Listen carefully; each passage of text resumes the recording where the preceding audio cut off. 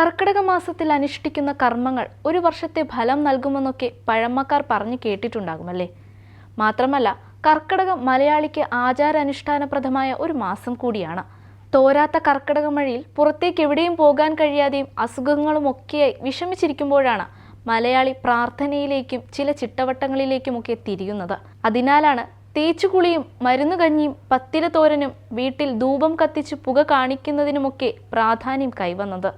കർക്കിടകമാണ്, മഴക്കാലമാണ്, പകർച്ചവ്യാധികൾ ഏറുന്ന കാലവുമാണ്, അന്തരീക്ഷത്തിൽ ധാരാളം വിഷാംശം നിറയുന്ന സമയം എന്നിങ്ങനെ നമ്മുടെ മുത്തച്ഛനും മുത്തശ്ശിയും പറയുന്നത് കേൾക്കാം.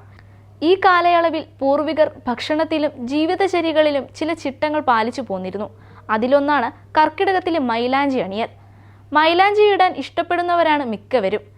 ഭംഗിക്കു വേണ്ടി മാത്രമല്ല, ആരോഗ്യപരമായും ആത്മീയപരമായും ഒരുപാട് പ്രത്യേകതകൾ മൈലാഞ്ചികൾക്കുണ്ട്.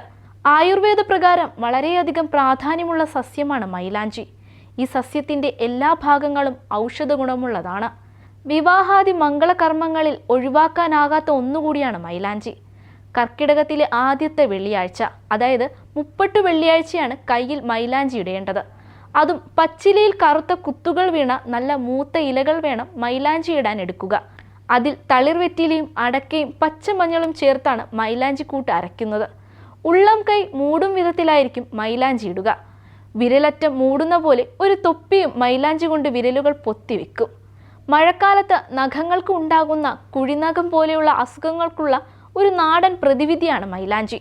കർക്കിടക മാസത്തിൽ മൈലാഞ്ചി അണിയുന്നത് ആരോഗ്യ സംരക്ഷണത്തിന് പ്രധാനമാണ്. പലയിടങ്ങളിലും കർക്കിടക മാസത്തിന്റെ ആദ്യ നാളുകളിൽ തന്നെ കയ്യിലും കാലിലും മൈലാഞ്ചി അരച്ചിടാറുണ്ട്. കനത്ത മഴയായതിനാൽ കാലിലും കയ്യിലും ഉണ്ടാകാനിടയുള്ള അണുബാധയ്ക്ക് ഒരു പരിധിവരെ പരിഹാരം കാണാൻ മൈലാഞ്ചി ഇടുന്നതിലൂടെ സാധിക്കും. ജ്യോതിഷപ്രകാരം മഹാലക്ഷ്മി സങ്കല്പമാണ് മൈലാഞ്ചി ചെടി. ശുഭകരമായ സസ്യങ്ങളിൽ ഒന്നുമാണ്.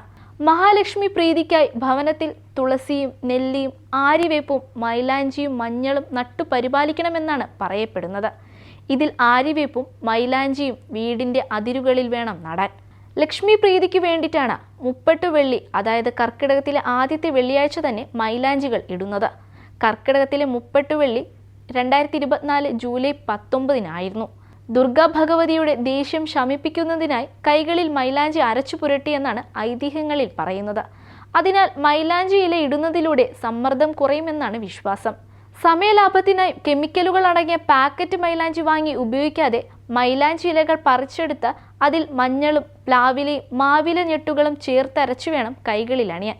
മൈലാഞ്ചിയുടെ മഹത്വം മനസ്സിലാക്കി ഈ ആചാരങ്ങൾ പാലിക്കാൻ താല്പര്യമുള്ള ഒരു സമൂഹം ഇന്നുമുണ്ട്. കയ്യിലും കാലിലും മൈലാഞ്ചി അണിയുന്നതിനും പ്രത്യേക രീതിയുണ്ട്. ഇരു കൈകളിലും മധ്യത്തിലും വിരലുകളിലും നഖം മൂടത്തക്ക വിധത്തിൽ വേണം പൊതിഞ്ഞ് തൊപ്പി വെക്കുന്ന മാതിരി മൈലാഞ്ചി ഇടേണ്ടത്. 2 മണിക്കൂർ കഴിഞ്ഞ് കഴുകിക്കളഞ്ഞ് കൈകളിൽ എണ്ണയും പുരട്ടും. ദീർഘനാൾ കയ്യിൽ മൈലാഞ്ചി മായാതെ നിൽക്കുന്നതിന് ഐശ്വര്യപ്രദമാണിത്. ഭഗവതി മാസം കൂടിയാണല്ലോ കർക്കിടകം. അതിനാൽ ഈ കാലയളവിൽ ഇട്ട മൈലാഞ്ചി മായുന്നതിന് മുൻപേ വീണ്ടും ഇടുന്ന പതിവുമുണ്ട്.